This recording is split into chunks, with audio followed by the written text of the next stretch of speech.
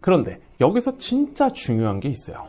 제가 사실 오늘 영상을 찍은 가장 큰 이유라고 하고 오늘 영상을 찍은 내용 중에 8할 이상을 차지하는 내용이라고 생각을 하는데요. 안녕하세요. 제이로드입니다.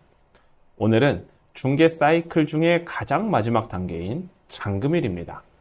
잔금일까지만 잘 마무리하면은 이 사이클의 처음부터 끝까지를 하나를 다 경험하시는 거기 때문에 이 잔금일에 꼭 마지막을 잘 마무리해 주시기를 부탁드리는 마음으로 영상을 제작해 보도록 하겠습니다. 오늘 내용은 임대차 계약을 했을 경우에 잔금일날 공인중개사가 해야 되는 역할들을 정리한 내용이고요. 혹시 매매계약 때 해야 되는 역할이 궁금하신 분들 같은 경우에는 제가 나중에 중급 영상을 따로 찍을 거거든요. 그때 매매계약 때 잔금일날 공인중개사가 해야 되는 역할을 따로 설명해 드리도록 할 테니까 조금만 기다려 주시면 영상 내용으로 또 확인하실 수 있을 겁니다. 자, 오늘 영상 내용 그럼 지금 바로 시작해 볼 텐데요. 제가 일단은 경험했던 사례 하나와 제가 실제로 임대차 계약을 하면서 제가 들어가는 집에 어떻게 받았었는지 잔금일날 내용 하나와 그걸 토대로서 오늘 가르쳐 드릴 내용을 이어서 설명해 보도록 할게요. 제가 예전에 월세로 집을 구했던 적이 있었습니다. 그때 당시에 공인중개사분께 의뢰를 해서 집을 구했었고 그 집에 입주를 하게 되었는데요. 그때 제가 좀 감동을 받았어요. 아, 이렇게까지 해주면 되게 좋겠다 라고 하는 부분이 있었는데 그 내용이 지금의 저의 중개에도 영향을 미칠 정도로 굉장히 완벽했던 것 같아요. 그래서 그 내용을 소개시켜 드리려고 합니다. 제가 잔금일날 아침에 일어나서 당연히 짐을 싸고 이사 갈 준비를 했겠죠. 그 이사를 가려고 준비를 하는데 문자가 왔었습니다. 뭐라고 왔었냐? 공과금 정산 잘 마무리되었다라는 영수증 내역을 보내주셨고요. 두 번째로 들어갈 곳의 집의 현재 상태를 사진으로 세세하게 찍어서 저한테 보내주셨습니다. 그리고 마지막으로 등기부등본을 열람해서 당일날 열람하셔서 저한테 보내주시고 밑에 문구를 이렇게 보내주셨어요. 이제 공보상도 다 확인했고 공과금도 다 정산 완료했고 시설물도 이러한 상태이니까 이걸 원상회복 기준으로 하시고 알고 계시면 될 것 같습니다. 이제 잔금이랑 월차임 그리고 관리비 얼마를 아래에 있으신 계좌번호를 입금해 주시고 연락 주시면 제가 비밀번호 알려드릴 거고 그 비밀번호로 나중에 입주하시면 되세요 라고 문자가 왔었습니다. 이렇게 문자가 오니까 한눈에 딱 정리가 돼서 너무 고마웠고요. 그렇게 해서 와, 이렇게까지 해주는구나 라는 생각을 들었고 전 당연히 입금을 하고 연락을 드렸죠. 비밀번호를 보내주셨고 그날 이사를 잘 들어갈 수 있게 되었습니다. 이사를 들어가서 열심히 짐 정리하고 청소를 하고 있는 동안에 갑자기 띵동 소리가 들려서 열어보니까 저를 중개해 주신 중개사분이 앞에 서 계시더라고요. 그러더니 옆에 있던 휴지 한 박스를 꺼내서 주시면서 입주 축하드립니다 라고 하면서 뭐 불편하신 건 없으시죠? 시설물은 괜찮으시죠? 이렇게 점검해 주시고 나서 중개보수를 얼마 입금해 달라고 하고 가셨습니다. 당연히 중개보수 입금했고요. 저는 이렇게까지 중개해 주시는 그 중개사분께 너무 감동을 받았어가지고 다음 집을 구할 때에도 그 중개사분을 통해서 집을 구하게 되었습니다. 지금 와서 생각해 보니까 너무 완벽한 거예요. 여러분이 보시기에는 어떤가요? 경력이 있으신 분이라면은 그냥 이렇게 하는 거구나 라고 아실 수 있겠지만 초보 공인중개사라면 내용을 잘 모를 수도 있을 것 같아서 제가 이 내용을 좀 디테일하게 5가지 사항으로 정리를 해봤습니다. 공인중개사가 임대차 계약을 했을 경우에 잔금일날 해야 하는 5가지 사항을 제가 준비했는데요. 첫 번째 경우에는 공과금 정산을 먼저 해주셔야 되겠죠. 그리고 두 번째 같은 경우에는 시설물 점검을 해주시고요. 세 번째는 등기부 확인해 주시고요. 네 번째로는 잔금 입금과 입주 챙겨주시고 마지막 5번째로 중개보수를 받는 겁니다. 이렇게 총 5가지 단계로 이루어져 있어요. 바로 시작해 볼게요. 첫 번째 공과금 정산인데요. 공과금 정산은 크게 다시 4가지로 나뉘게 됩니다. 첫 번째는 전기, 두 번째는 수도, 세 번째는 도시가스, 네 번째로는 관리비에 대한 정산인데요. 이 4가지 중에 앞에 있는 이 3가지가 대부분들 잘 힘들어 하시더라고요.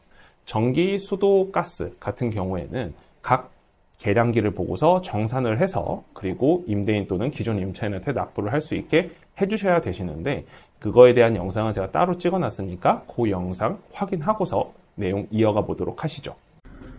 네, 저는 지금 전기, 수도, 가스 계량기 검침을 위해 현장에 나와 있는데요. 이렇게 생긴 다세대 주택 건물 같은 경우에는 가장 먼저 확인하셔야 되는 건 바닥으로부터 올라오는 도시가스 배관이 어디 있는지를 확인하는 건데요. 제가 미리 와서 확인을 해보니까 이 건물 같은 경우에는 이쪽 편에 도시가스 배관이 이렇게 바닥으로부터 올라옵니다. 바닥으로도 도시가스 배관이 쭉 타고 올라오면 여기 지금 도시가스라고 적혀 있죠. 이 도시가스 적혀 있는 배관을 타고서 쭉 따라가 보면 돼요. 쭉 따라가 보면 배관이 지금 이렇게 계속 연결이 돼서 어디에 계량기가 설치되어 있는지를 보면 됩니다. 주유소에서 주유기가 움직이면서 움직이는 거에 따라 숫자가 올라가는 것처럼 이 도시가스도 들어가는 거에 따라 숫자가 올라가는 계량기함이 있는데 여기는 보니까 각 세대별로 올라가 있는 것 같아요. 세대별로 올라가 있어 보입니다. 그쵸? 여기 같은 경우에는 건물 외벽을 아무리 따라서 간다 하더라도 1층에 외부에 계량기함이 있는 게 아니라 아파트처럼 해당 호수별로 계량기함이 있는 것 같아요. 네, 보니까 도시가스 이 노란 색깔 배관이 각 세대로 이어져 있어서 도시가스는 각 세대를 들어가서 한번 알아보는 걸로 하고요. 다음으로 전기 계량기를 확인하는 방법인데 이렇게 건물 외벽을 따라서 오시면 이렇게 전기 계량기함이 이렇게 은색 스테인리스 통 안에 들어가 있어요. 지금 가까이 가서 한번 볼게요. 자, 보시면 안에 이렇게 흰 색깔로 되어 있는 게 보이시죠? 저희가 오늘 검침할 호수는 502호입니다. 502호에 들어가서 보시면 여기 밑에 502호라고 적혀 있고, 만약에 이게 502호가 안 적혀 있는 경우에는 여기 보면 제조사, 형식번호, 제조번호, 제조연월 이거를 한전에 불러주시면 해당 호수가 맞는지 안 맞는지 확인도 가능합니다. 그리고 나서는 이 안에 있는 숫자를 보시면 여기는 지금 04라고 되어 있어서 22.7 이렇게 나와 있는데 저희가 한전에서 보통 계량기 검침을 하는 단계의 숫자는 05도 아니고 06도 아니고 07입니다. 지금 06에 있는 숫자 다른 건 다 무시하시고 제가 07에 나와 있는 숫자를 볼게요. 55.0으로 나와 있는데 여기서 한전에 불러줄 때는 502호 검침하려고 전화 드렸어요. 계량기 숫자 불러주세요 라고 얘기하면 55.7을 얘기해 주시면 됩니다. 이해하셨죠? 그럼 요 전기 계량기 이 숫자로서 전기 검침은 완료할 수가 있고요. 다음으로 이제 수도와 도시가스 검침을 하기 위해 해당 호수로 올라가 보도록 하겠습니다. 보통 수도 계량기는 각 호수 옆에 있습니다. 비밀번호 치고 들어가 볼게요. 네. 해당 호수를 들어가서 저희가 502호니까 엘리베이터를 타고 502호로 가보도록 하겠습니다. 방금 말씀드렸다시피 수도 계량기랑 지금 도시가스 해당 호수에 대한 계량기는 각 층에 호수 옆에 있을 걸로 예상이 돼서 올라가 보도록 할게요. 네, 5층 도착했고요. 저희가 가려는 호수는 502호입니다. 자, 502호 맞죠? 502호가 있고 옆에 501호가 있는데 501호의 계량기는 501호 옆에 있고 502호의 계량기는 502호 옆에 있습니다. 그래서 수도 계량기함을 검침을 하기 위해서는 이렇게 502호 옆에 있는 수도 계량기함을 보시고 열어보시면 안에 이렇게 스티로폴로 이제 약간 방한 같은 효과로 수도가 얼지 말라고 해놨어요. 열어서 보시면 이렇게 수도 계량기함이 안에 있어요. 이 계량기함을 보면은 뚜껑을 열어서 보시면 안에 숫자가 보이시죠? 이 숫자대로 검침 숫자를 불러주시면 해당되는 비용을 정산 받으실 수 있으시고 그 부분을 가상계좌로 받아서 정산해 주시면 됩니다. 다시 원 상태로 복구해보고 마지막으로 도시가스를 할 텐데 아까 도시가스 배관이 각 세대별로 있다고 했잖아요. 들어가서 보시면 제가 미리 와서 불을 미리 켜뒀어요. 자, 이렇게 오시면은 보통 도시가스 계량기 하면 이렇게 발코니 공간이 있습니다. 바깥에서 들어온 이 도시가스 배관이 이렇게 안에 보시면 계량기 숫자가 나와 있는 함이 보이시죠? 네, 여기 보시면 숫자가 지금 0.2184라고 되어 있어서 최초 신축 건물이라 아직 한 번도 사용하지 않은 것 같아요. 이건 특별한 도시가스 비용이 발생하지는 않을 것 같습니다. 그렇다 하더라도 우리는 매번 확인을 해야 되니까 이렇게 검침 숫자를 확인해서 각 회사별로 검침 숫자로 그 비용을 납부하시면 되도록 하겠습니다. 전기랑 수도, 가스 각 지역별로 회사가 다 다르고 한점만 다 동일하니까 그거만 해주시면 되도록 하겠습니다. 자, 이제 여러분은 영상 내용을 보셨으니까 어떻게 하시는지 다 아시겠죠? 그럼 이제 세 가지는 잘 해결됐고요. 마지막 네 번째인 관리비인데요. 관리비는 건물 관리를 직접적으로 하시는 임대인이 있으시면은 임대인한테 얘기를 해서 관리비를 정산하시면 되시는데 혹시나 아파트나 오피스텔 같은 관리사무소가 따로 있는 경우에는 관리사무소를 통해서 관리비를 정산해 주셔야 합니다. 뭐 간단해요. 그냥 관리사무소 전화해가지고 이사 나가는데 관리비 정산 좀 해주세요 라고 하면은 그쪽에서 일하시는 뭐 계장님이든 실장님이든 간에 알아서 정리해서 잘 보내주시니까 그 내역서대로 관리비를 정산해 주시면 됩니다. 근데 여기서 주의해야 될 사항이 하나 있는데요. 사실 주의해야 된다기보다는 알고 계시면 굉장히 좋은 사항인데요. 그건 바로 장기수선 충당금입니다. 아파트 같은 경우에는 아파트의 유지 관리를 위해서 장기수선 충당금이라는 내용을 집어넣어서 아파트를 관리하고 있어요. 장기수선 충당금을 납부해야 되는 주체는 소유자입니다. 그러나 관리비를 청구하는 건 실제로 거주하고 있는 보편적인 임차인들한테 청구를 하게 되어 있죠. 그렇기 때문에 임차인들이 납부하지 않아도 되는 장기수선 충당금을 납부했던 내역에 대해서 관리사무소를 통해 얼마가 납부되었는지 확인을 해서 임대인한테, 기존 임차인한테 입금해달라고 얘기하시면 되세요. 뭐 솔직히 말씀드리면 안 하는 분들도 계세요. 그럴 경우에는 그냥 모르고 넘어가면 되기는 하는데 요즘에는 정보가 워낙 열려 있다 보니까 대부분 다들 알고 있으니 중개사가 중간에서 이런 부분도 체크해서 해주면 매우 고마워할 겁니다. 그러니까 그 부분도 챙겨주시면 매우 좋을 것 같고요. 자, 이제 공과금 정산 잘 마무리되었으니까 다음으로 시설물 점검인데요. 시설물 점검에서 여러분들이 하셔야 되는 거는 원상 회복의 기준을 하기 위해서다라는 것만 이해하시면 됩니다. 원상 회복의 기준이다. 우리가 주거용 같은 경우에는 들어가서 본 그 주택의 상태를 기준으로 원상 회복의 기준을 삼고 상가나 사무실 같은 경우에는 보편적으로 완전 철거된 상태를 기준으로 원상 회복 기준을 삼기 때문에 상가랑 사무실 같은 경우에는 그닥 그렇게 신경 쓸 거는 없어요. 뭐 진짜 파손된 거나 뭐 이런 것들, 누수나 이런 것들만 챙겨주시면 되시는데 그런 게 아닌 이상은 상가나 사무실 크게 신경 쓸 건 없고 아파트나 주거용 같은 경우에는 들어갔을 때 보통 임대인들이 체크를 하시지만 못했을 경우를 대비해서 중개사가 중간에서 해야 될 역할이 있다라면은 시설물의 파손 여부 내용을 사진으로 잘 찍어서 양쪽 당사자한테 보내주는 게 중요합니다. 여기서 진짜 중요한 부분은 뭐냐면 양쪽 당사자한테 사진을 보내주실 때 최대한 디테일하게 사진을 찍을 것, 그리고 두 번째로 그걸 보냈다라는 증거 자료를 남길 것입니다. 자, 증거 자료를 남기는 부분은 바로 사진, 문자나 카카오톡으로 보냈던 내역을 남겨 놓으시는 거예요. 제가 최근에 청담동에 있는 한 아파트, 34평짜리 아파트 전세 계약을 했었거든요. 그 전세 계약을 했던 그 아파트의 사진을 제가 몇 장 찍었냐면은 약 60장 정도를 찍었습니다. 그래서 그걸 임대인과 임차대 양쪽으로 보내드렸고 그 내용을 기준으로 원상회복 기준을 삼으면 된다라고 해서 보내드렸던 경험이 있습니다. 그리고 이렇게 해야 사실 나중에 나갈 때 원상회복에 대한 기준으로 분쟁거리가 없어져요. 왜냐면 만약에 문틀이 조금 망가져 있던 부분이 있었었는데 이 부분을 임대인이 인지하고 있다고 해서 넘어간다 라고 하면 나중에 임대인이 그걸 까먹고 임차인한테 그걸 청구할 수도 있는데 그걸 증거 자료가 없으면은 어떻게 할 수가 없는 거잖아요. 그러니까 해당되는 내용을 꼭 사진으로 남겨서 양쪽으로 보내주시는 게 필요하다. 요거 중요하니까 꼭 챙겨주시도록 하시고요. 다음으로 세 번째가 등기부 등본 확인입니다. 등기부 등본을 왜 잔금일날 확인해야 하냐라면은 중개사의 역할이 계약서를 작성하는 것까지만이 아니라 잔금일에 계약이 완성될 때까지도 중개사가 해야 될 역할이라고 보기 때문에 잔금일날 등기부 등본을 떼서 계약일로부터 잔금일까지 혹시 소유권이 변동되었거나 아니면은 갑구나 을구에 무언가의 권리적인 변동사항이 생겼던 부분을 중개사가 알고서 고지를 했느냐 안 했느냐로 책임의 소재가 달라지기 때문이에요. 그래서 잔금일날 등기부 등본 발급받는 거 700원, 1,400원밖에 안 하니까 꼭 발급받아서 양쪽으로 보내주시는데 이때도 중요한 부분이 있다라고 하면은 우리가 시설물 점검하는 때랑 똑같이 증거 자료를 남길 수 있도록 문자나 카톡으로 보내놓으시는 게 중요합니다. 그냥 발급받아서 현장에서 종이로 주시는 게 아니라 꼭 문자나 카톡을 통해서 증거 자료를 남겨놓으시는 게 가장 좋습니다. 그래야 나중에 중개사가 책임의 소재로부터 벗어날 수가 있으니까요.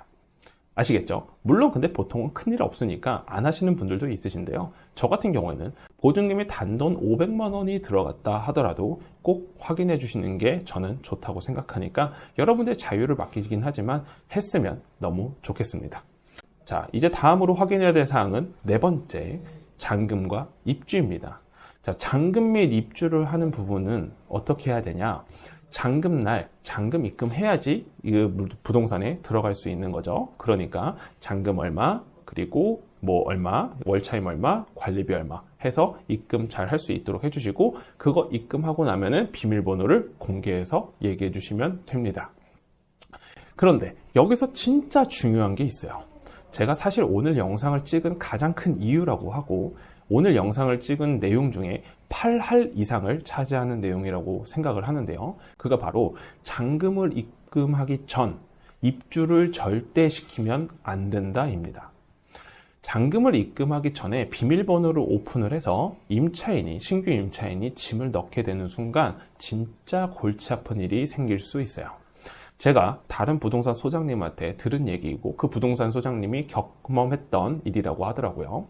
어떤 일이었냐면 신축 빌라를 월세 계약을 하게 되었어요. 근데 그 신축 빌라에 계약하고 이제 잔금일날 들어가야 되는데, 잔금일 전날 임차인이 그냥 내부 시설물 점검하고 치수 좀 측정하기 위해서 잠깐 왔다, 혹시 비밀번호 좀 알려줄 수 있느냐라고 해서 갈 수가 없는 상황이라 비밀번호를 가르쳐 줬다라고 하시더라고요. 그런데 임차인이 그때부터 짐을 넣기 시작한 거예요. 그래서 다음날 짐이 이미 오전에는 다 들어가 있는 상황이었고, 그리고 임차인은 입주해서 실제로 거주하고 있는 상황이 된 거예요. 그러면 돈 다 입금하고 하면 아무 문제가 없기는 하지만 잔금을 입금하지 않았던 거죠. 오후 1시가 되고 2시가 되고서도 임차인은 잔금 입금하지 않았고, 조금 있다가 임대인한테 연락이 와서 잔금이 입금이 안 되는데 이거 어떻게 되는 거야? 라고 중개사한테 물어봤더니, 중개사가 그제서야 불이 나게 임차인한테 찾아가가지고 어떻게 됐냐고 했더니 짐이 이미 다 들어간 상태인 거예요. 중개사도 당황했던 거죠. 그렇죠? 그래가지고 빨리 잔금 입금해라 라고 해가지고 임차인은 얘기가 잘 돼가지고 잔금 입금하라고 얘기를 했더니 임차인이 돈이 없었던 거예요. 잔금을 입금하지 않아서 이미 짐이 다 들어왔죠. 살고 있죠. 그리고 그때부터 전화도 안 받고 그 벨 누르는 것도 꺼버린 거예요. 그래서 중개사 입장에서는 지금 황당한 일이 생겼습니다. 짐은 들어갔죠. 잔금은 안 들어갔죠. 그러니까 뭐 보수도 청구 못하고 아무것도 못하는 거예요. 임대인은 가만히 있겠어요? 노발대발하면서 중개사 엄청 힘들게 했을 겁니다. 물론 중개사가 잘못했죠. 100번 잘못한 일인 거죠. 그래서 중개사는 중간에서 서서 임대인 전화 안 받을 수도 없으니까 받고 나서 다시 임차인한테 전화를 했는데 임차인 전화를 안 받아요. 그러니까 맨날 찾아가가지고 뭐라 하는데 일도 못하고 그거 처리한다고 매번 하는 거예요. 그래서 결국 명도소송까지 해야 된다 어쩐다 얘기가 나오는데, 명도소송 기간 몇 개월은 걸리죠. 그 몇 개월이라는 기간 동안에 임대인은 가만히 있겠습니까? 또 엄청 힘든 일이 생깁니다. 이런 일이 생기지 않게 하기 위해서라도 중개사는 절대 잔금을 입금하기 전까지는 절대로 비밀번호를 오픈하거나 입주를 시키면 안 된다. 요거를 꼭 기억해 주셔야 돼요. 이거 잘못하면은 정말 큰일이 생길 수도 있습니다. 아시겠죠? 자, 그럼 이제 4번째까지 알아봤고요. 마지막 5번째가 중개보수 청구인데요. 중개보수 청구는 그냥 간단해요. 저 같은 경우에는 보통 입주해서 잔금이 끝났을 때, 그죠? 입주까지 끝났을 때 보통 저는 중개보수를 청구를 하는데, 상황에 따라서 계약일에 청구하시는 분들도 있고, 중간에 청구하시는 분들도 있고, 잔금일에 청구하시는 분들도 있어요. 각자 편한 방식대로 하면 됩니다. 그러나 관행상이라고 해야 될까? 대부분의 중개사분들이 보통은 잔금일날 받으시기 때문에 저도 보통은 잔금일날 받고 있습니다. 청구하는 방법은 저는 그 통장 사본을 보내드리고 얼마 보내주시고, 현금 영수증 원하시면은 현금 영수증 번호 보내주시고, 세금 계산서 발행 원하시면은 사업자 등록증이랑 이메일 주소 보내주세요 라고 해가지고 서로 발행해 드리면은 끝나는 거예요. 자, 이렇게 해주시면 되는데, 여기서도 굉장히 중요한 부분이 하나가 있습니다. 이거는 뭐냐? 만기 전에 퇴실하는 부동산을 계약한 경우예요. 기존에 있는 임차인이 만기 전에 나가는 거예요. 그럼 기존에 있는 임차인은 보편적으로 임대인의 중개보수료를 부담하게 되어 있어요. 물론 상황에 따라서 부담해야 되냐 말아야 되냐 여러 가지 내용들이 존재할 수 있지만, 오늘 사항은 보편적으로는 보통 기존 임차인이 만기 전에 나갔을 경우에는 보수를 납부하기 때문에 기존의 임차인한테 보수를 받아야 되는 상황이라고 가정하겠습니다. 그런데 이때 우리가 해야 되는 행동이 뭐냐? 임대인한테 절대 기존 임차인이 저한테 보수를 주기 전까지 보증금을 반환해 주시면 안 됩니다 라고 얘기를 하셔야 되는 거예요. 왜냐하면 저희는 계약을 기존 임차인이랑 했습니까? 아니면은 임대인이랑 했습니까?